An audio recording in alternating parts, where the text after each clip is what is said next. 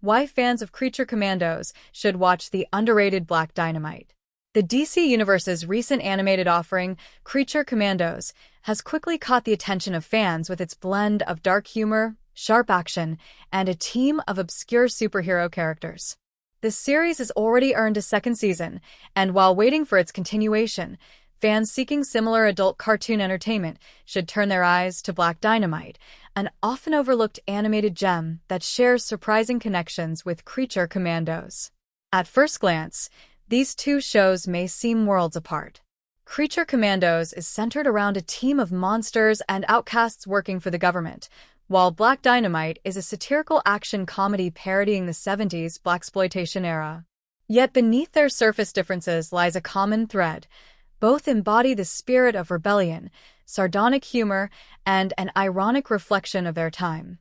They echo the irreverent legacy of entertainment styles that emerged during the turbulent 70s. James Gunn's early style and Black Dynamite's inspiration. James Gunn, the mastermind behind Creature Commandos, has long been associated with bringing quirky, offbeat characters to the forefront of superhero media, from Guardians of the Galaxy to Peacemaker. But long before he reached this level of prominence in the superhero genre, Gunn honed a style rooted in the excesses and raunchy humor of trauma entertainment. It was during this period of his career that Gunn embraced irreverence, exaggeration, and a mischievous disregard for conventional narrative standards, a sensibility shared with Black Dynamite. Born from the genius of Michael Jai White, Black Dynamite is a blaxploitation parody packed with absurd action, a satirical look at 70s politics, and scathing commentary on the cultural zeitgeist of the time.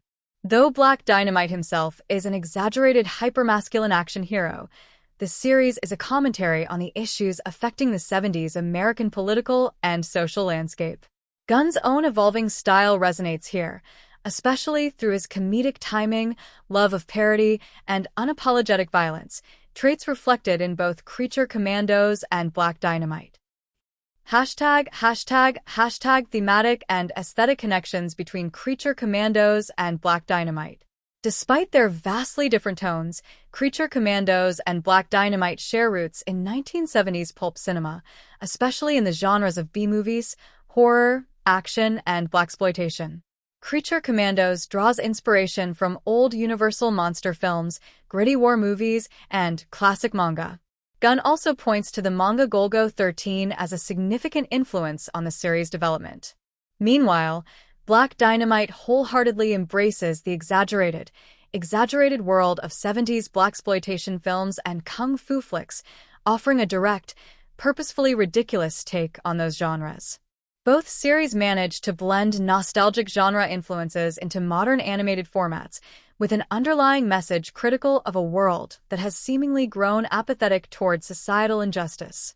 Creature Commandos, with its diverse antiheroes, mirrors the deeper undertones of Black Dynamite, drawing a parallel to the emerging, more irreverent sensibility in the world of postmodern entertainment, alongside other genre-defining creators like Quentin Tarantino and Robert Rodriguez.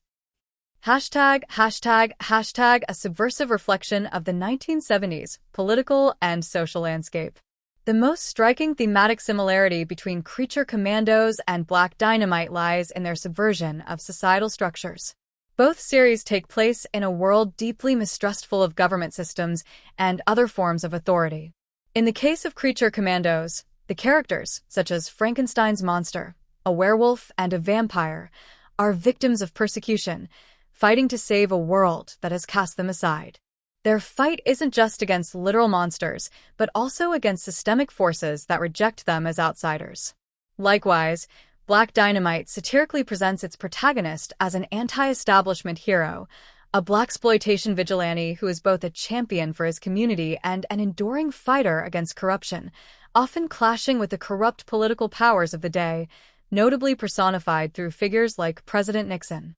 Despite being comedic, Black Dynamite shares an element of righteous anger with Creature Commandos, and though its tone is lighter and more over the top, it still champions the fight against societal wrongs in a way that's both darkly funny and unsettlingly real.